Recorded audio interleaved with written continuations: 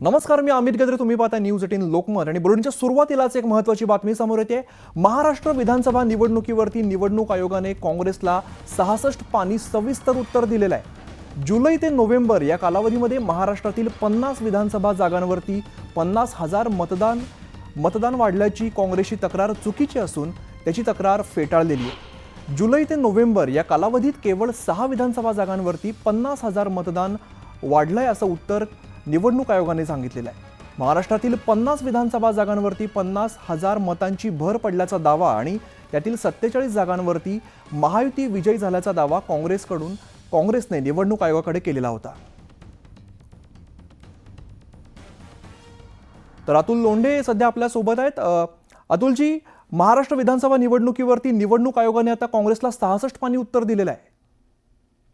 नाही, ते पूर्ण उत्तर वाचावं लागेल, पण आमची जी मागणी होती ती मागणी अगदी स्पष्ट होती की फॉर्म नंबर 6 आणि फॉर्म नंबर 7 याच्यामध्ये किती वोट ट्रान्सफर झाले आणि किती नवीन आले याचा एक्झॅक्ट डेटा जो आहे तो उपलब्ध होईल. दुसरं, 5 वाजता नंतर जे 76 लाख मतदान झालं त्याचं सीसीटीव्ही फुटेज जे आहे ते आम्ही मागितलेलं होतं.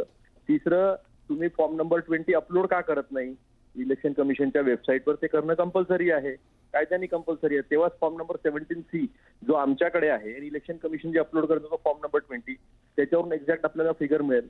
त्यामुळे या कुठल्याच गोष्टी ज्या आहेत ते इलेक्शन कमिशन करत नाहीये. बेसिकली आता झालेलं काय आहे की जी निवड समिती होती त्या निवड समितीमध्ये सर्वोच्च न्यायालयाचे मुख्य न्यायाधीश, पंतप्रधान आणि विरोधी पक्षनेते अशी 3 जणांची ती समिती असते.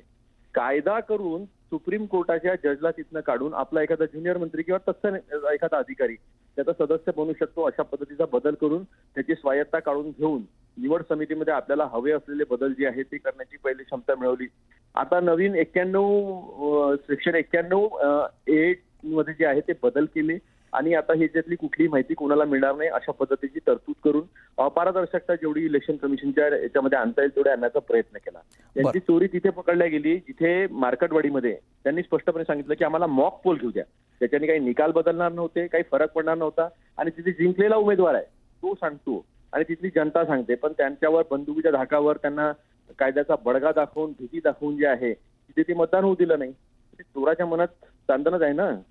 शेवटी तुम्ही अजूनपर्यंत लोकसभेचे फॉर्म नंबर 20 अपलोड केले नाही, विधानसभेचे फॉर्म नंबर 20 जे आहे ते अजून अपलोड केले नाही वेबसाईटवर. सगळीकडेच अपारदर्शकता आहे आणि कायदा करून जेवढा अपारदर्शक करता येईल तेवढा अपारदर्शक करण्याचा तुमचा प्रयत्न आहे. हे का? अतुलजी, मग इथून पुढे काँग्रेसची नेमकी भूमिका काय असणार आहे? काँग्रेस तर जनतेसोबत येऊन जे आहे ते हा लढा देणार. मला एक साधा सोपा प्रश्न आहे. तुम्ही जिंकता आहात ना, तुम्हाला असं वाटतं ना की बा लोक जनता तुमच्या पाठीशी आहे.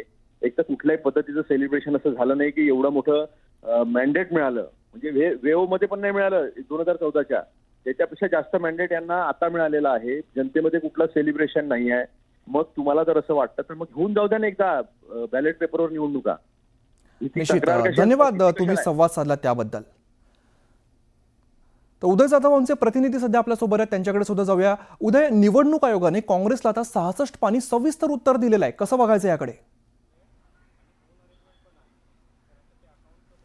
आपण पाहिले महाराष्ट्र विधानसभा निवडणुकीचे निकाल लागल्यानंतर त्या निकालावरती आक्षेप जो आहे तो काँग्रेस, राष्ट्रवादी काँग्रेस, शरदचंद्र पवार पक्ष आणि त्याचबरोबर शिवसेना उद्धव बाळासाहेब ठाकरे पक्षाकडून घेण्यात आले होते. ज्या प्रकारे एकूण मताधिक्य वाढलेलं आहे आणि ज्या प्रकारे एक क्लिअर मॅन्डेट जे आहे महायुती सरकारला मिळालेलं, भरघोस मतदान मिळालेलं आहे, त्यावरती त्यांनी आक्षेप घेतलेला. अनेक ठिकाणी त्यांनी मतदान जे झालेलं आहे ते मतदानाचे पुरावे देखील त्यांनी काही ठिकाणी उपस्थित केले होते की हे आमच्याकडे पुरावे आहेत आणि या संदर्भात त्यांनी आक्षेप जो आहे तो केंद्रीय निवडणूक आयोगाकडे दिला होता. या सगळ्या आक्षेपांवरती, या सगळ्या तक्रारींवरती महाविकास आघाडीच्या केंद्रीय निवडणूक आयोगाने एकूण 66 पानांचं उत्तर जे आहे, सविस्तर उत्तर, सखोल उत्तर दिले. त्यामध्ये अनेक ग्राफिक्स आणि एकूणच आकडेवारीचा आलेख जो आहे तो उपलब्ध करून दिलेला आहे. त्यामध्ये त्यांनी स्पष्ट म्हटलेलं आहे की लोकसभा निवडणुका पार पाडल्यानंतर जुलै ते नोव्हेंबर म्हणजे विधानसभा निवडणुकीच्या पूर्वीचा काळ आहे, त्या काळामध्ये एकूण 50 विधानसभा मतदारसंघावरती एकूण 50,000 मतदार जोडल्याची काँग्रेसची तक्रार होती. तक्रार चुकीची असल्याचं केंद्रीय निवडणूक आयोगाने म्हटलेलं आहे. त्याचबरोबर जुलै ते नोव्हेंबर या कालावधीत केवळ 6 विधानसभा जागांवरती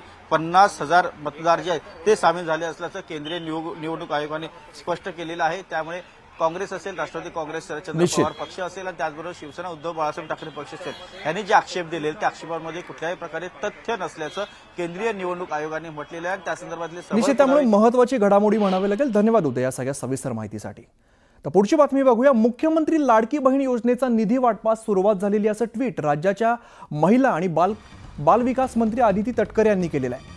आदर्श आचारसंहितेमुळे थांबलेली प्रक्रिया पुन्हा सुरू झाल्याचं आदिती तटकरे यांनी ट्विट केलंय.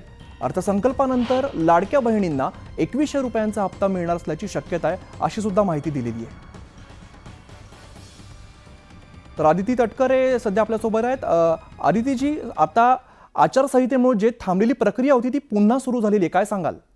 जी आचारसंहितेच्या कालावधीच्या आधी आम्ही नोव्हेंबर महिन्यापर्यंतचा हप्ता वितरित केला होता आणि आता आम्ही मुख्यमंत्री मोदयांनी जसं नागपूरच्या अधिवेशनामध्ये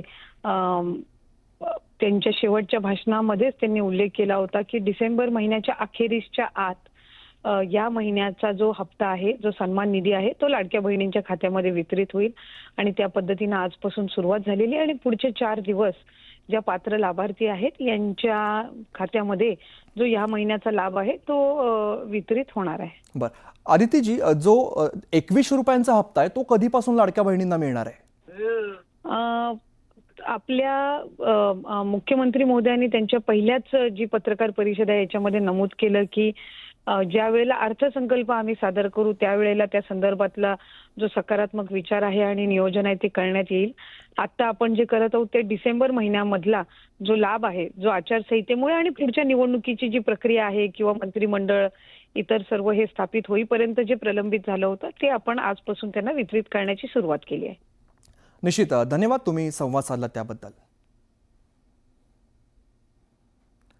तर मंत्रिमंडळ विस्तार आणि खाते वाटपानंतर आता पालकमंत्री पदावरती राजकीय नेत्यांच्या नजरा लागल्याचं समोर येत आहे. मुंबईच्या पालकमंत्री पदावरती शिवसेना आणि भाजप असं दोन्ही पक्षांकडून दावा करण्यात येत असल्याची माहिती समोर येते. तर शिवसेनेकडून पालकमंत्री पदासाठी प्रताप सरनाईक यांचं नाव चर्चेत आहे, तर तिकडे भाजपकडून मंगल प्रभात लोढा आणि आशिष शेलार यांचं नाव आघाडीवरती असल्याची चर्चा आहे. दरम्यान मुंबई महानगरपालिका निवडणुकीच्या तोंडावर आता पालकमंत्री पद आपल्याकडे असावं यासाठी दोन्ही बाजूने जोरदार लॉबिंग सुरू असल्याचं बोललं जात आहे. मात्र पूर्वी शिंदे सरकारच्या काळामध्ये मुंबई शहरात शिवसेनेचे पालकमंत्री होते, तर उपनगरात भाजपाकडे पालकमंत्री पदाची जबाबदारी होती. त्यामुळे आता मुंबई महानगरपालिका निवडणुकीच्या धामधुमीत पालकमंत्री पदाची माळ कोणाच्या गळ्यात पडणार आणि कोणाच्या नावावरती शिक्कामोर्तब होणार याकडे सगळ्या राजकीय वर्तुळात सर्वांचंच लक्ष लागलं आहे.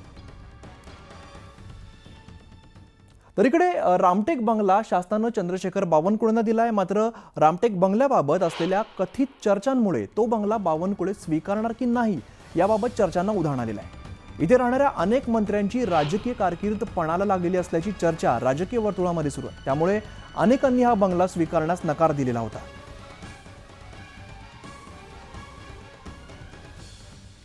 तर रामटेक बंगल्याचा नेमका इतिहास काय तो आपण बघूया. रामटेकमध्ये वास्तव्याला असणाऱ्या मंत्र्यांचं पद गेलेलं आहे. 1995 नंतर रामटेक बंगला शापित असल्याच्या चर्चा सुरू झाल्या. तर विलासराव देशमुखांचं निवासस्थान आहे.